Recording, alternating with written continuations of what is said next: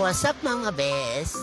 Grabe naman ang lakas ng ulan ngayon mga bes. Uy, pirinig nyo yun? Anyway, don't worry mga bes dahil pinainitan naman ako ni Mami Sor ng mainit na tubig bago niya ako paliguan.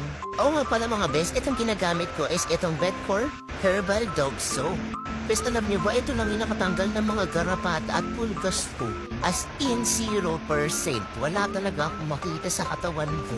Wala halang etchos yun mga bes. Tsaka hindi siya mabilis matunaw. Alam niyo yun, yung hindi katulad na ibang brands. Ito good for 2 months na siya mga bes. Oo nga pala, dati rin share ko lang mga bes. Meron din akong skin allergy. Pero simula nang gumamit ako nitong Vetcor Herbal Dog Soap, nawala agad siya mga bes. Uy, ang poogi naman yan. Basa pa yan hindi pa yan nabublower mga bes. Chuk lang.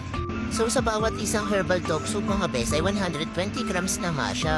Oo nga pala pag umorder kayo nito may kasama na rin siyang Nature's Advanced Dog and Home Spray. Bali tandem na yan sila mga bes.